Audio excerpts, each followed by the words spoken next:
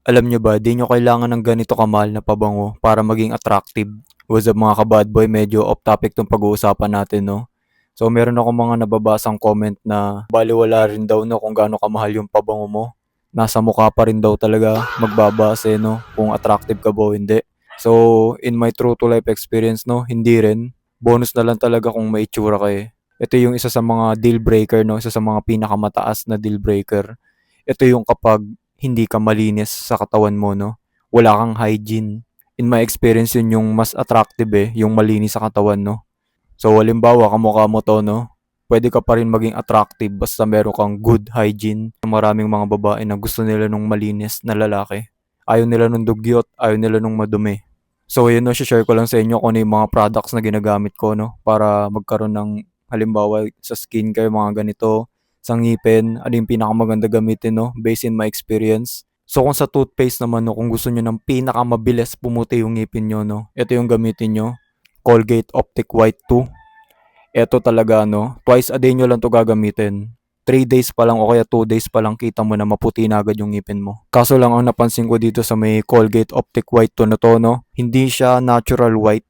Kaya yung ginagamit ko ngayon para sa akin, ito yung pinakamagandang toothpaste na natry ko sa lahat, no? Itong Sensodyne Repair and Protect. 3-in-1 na to. Ano siya eh, whitening, repair and protect ng ngipin, tsaka anti-ngilo. So, para makakain ka ng mga malalamig, no? Kagaya ng ice cream, hindi sasakit yung ngipin mo. Ang maganda sa whitening nito, no? Natural white ng ngipin, yung pinapalabas nito. Hindi siya kasing bilis ng Optic White 2, pero in terms of whitening, no? Mas maganda yung whitening nito. Ano siya eh, hindi siya yung parang white na white kagaya ng Optic White. Ito talagang natural white ng ngipin. So kung may budget kayo, no, ito yung bilhin nyo, Sensodyne.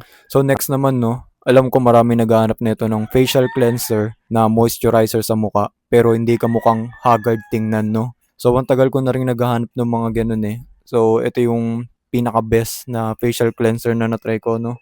Cetaphil Gentle Skin Cleanser, no. Magiging baby face kayo dito. Ito yung mino-moisturize yung mukha mo. Pero kapag mainit, hindi ka mukhang haggard tingnan. Alam ko nagigets nyo naman yun, di ba? Merong mga, halimbawa, Celetec. Napansin ko yun, ginamit ko rin yun dati, no? Ano siya eh, mino-moisturize yung mukha mo, pero pag mainit, nag-oil siya, no? Mukhang haggard tingnan. Etong Cetaphil, no? Ang kinaganda nito, natural yung pagka-moist ng mukha mo. Nakaka-baby face to, promise. Moisturize yung mukha mo pero hindi kayong parang malagkit tingnan. So yan, kung titingnan nyo, no? Naniniwala na ako sa forever Magmula nung nakilala kita Yan, basta ganan. Hindi siya totally whitening eh. Ano siya? Ano talaga siya? General cleansing sa mukha. Ini-improve niya talaga yung ano mo, yung balat sa mukha mo, no? Para kang pinapa-baby skin niya, ganun. So kung gusto niyo naman ng pampaputi, no, dati ginagamit ko tong product na to. And lagi ako nasasabihan din ng girlfriend ko noon na ang puti ko daw. So ang ginagamit kong sabon noon dati sa mukha, Vitapac. So pwede niyo kunin diyan yung ano eh, yung parang lotion nila sa mukha na may kasama ng sabon. So pagkatapos niyo magsabon ng mukha bago kayo matulog, paidan niyo ng lotion, whitening lotion yun eh sa mukha. Mino-moisturize din nun yung mukha mo. Kaso lang ayoko lang doon, kagaya ng sinabi ko kanina, no, pag mainit, nag-oil yung mukha mo, mukha kang haggard tingnan, no. Ito kasing Cetaphil, though wala siyang whitening na katulad nun, ang kinaganda nito, no, moisturize yung mukha mo pero hindi ka mukhang haggard tingnan kahit mainit.